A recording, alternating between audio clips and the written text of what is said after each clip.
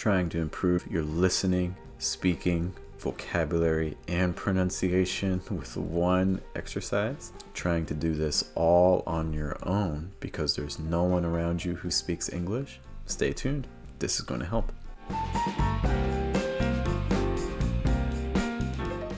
This is Jeff with Fluent American, and this is another individual speaking practice video. So I'm going to give you a 2-minute talk on a subject. This time we're going to be discussing art and basically why it should be funded for, again, 2 minutes. Then I'll give you a 1-minute pause to try to summarize the things I said. I will then play the video again for 2 minutes and then give you 1 more minute to try to do the same thing, trying to copy my pronunciation, my vocabulary, my grammar, everything that you feel is important, all those main ideas as best you can. All right, let's take a look at the video.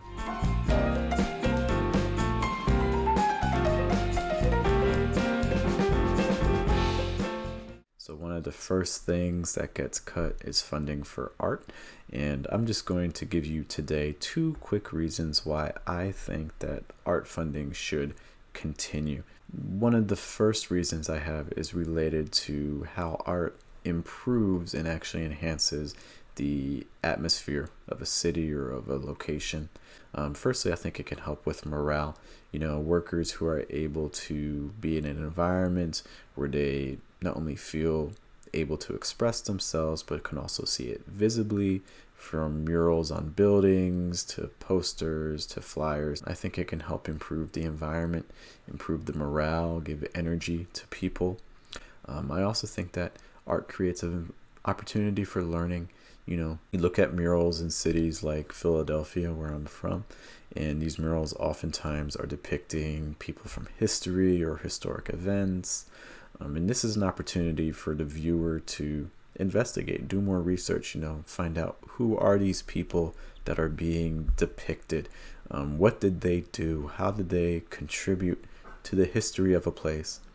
Similar to that, it also helps lend an identity to a place. If you have a place that is known for its art, that's famous for it, when people think of Paris, they think of the Eiffel Tower, which is a work of art. Structurally it's not doing a whole lot. Its sole purpose is just to kind of give identity to the city.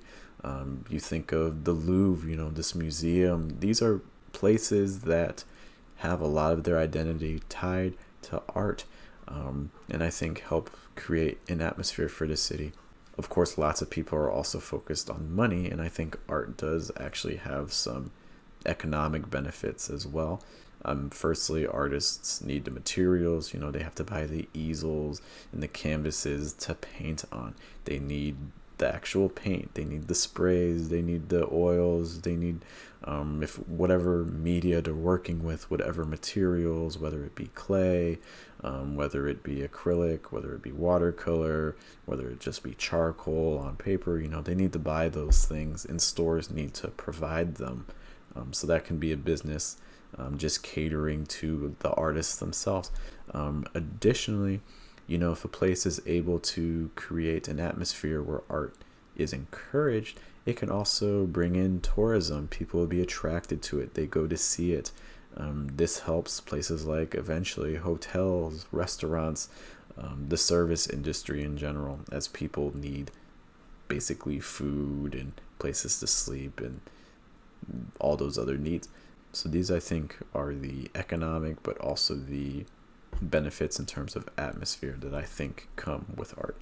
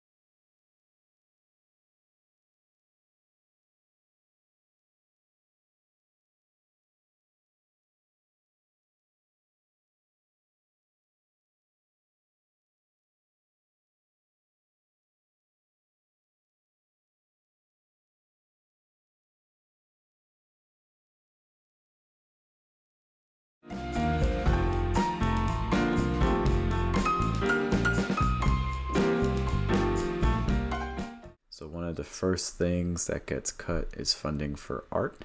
And I'm just going to give you today 2 quick reasons why I think that art funding should continue. One of the first reasons I have is related to how art improves and actually enhances the atmosphere of a city or of a location. Firstly, I think it can help with morale. Workers who are able to be in an environment where they not only feel able to express themselves, but can also see it visibly, from murals on buildings to posters to flyers. I think it can help improve the environment, improve the morale, give energy to people. I also think that art creates an opportunity for learning. You look at murals in cities like Philadelphia, where I'm from, and these murals oftentimes are depicting people from history or historic events. And this is an opportunity for the viewer to investigate, do more research, find out who are these people that are being depicted. What did they do? How did they contribute to the history of a place? Similar to that, it also helps lend an identity to a place.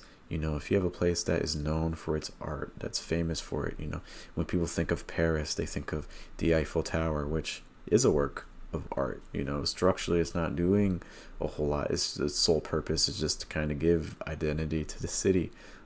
You think of the Louvre, this museum. These are places that have a lot of their identity tied to art, and I think help create an atmosphere for the city. Of course, lots of people are also focused on money, and I think art does actually have some economic benefits as well.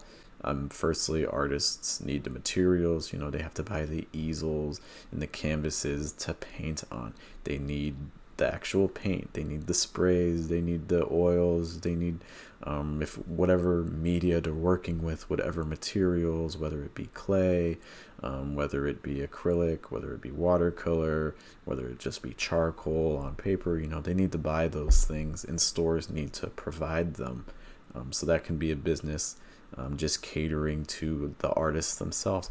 Additionally, if a place is able to create an atmosphere where art is encouraged, it can also bring in tourism. People will be attracted to it. They go to see it. This helps places like eventually hotels, restaurants, the service industry in general, as people need basically food and places to sleep and all those other needs. So these, I think, are the economic but also the benefits in terms of atmosphere that I think come with art.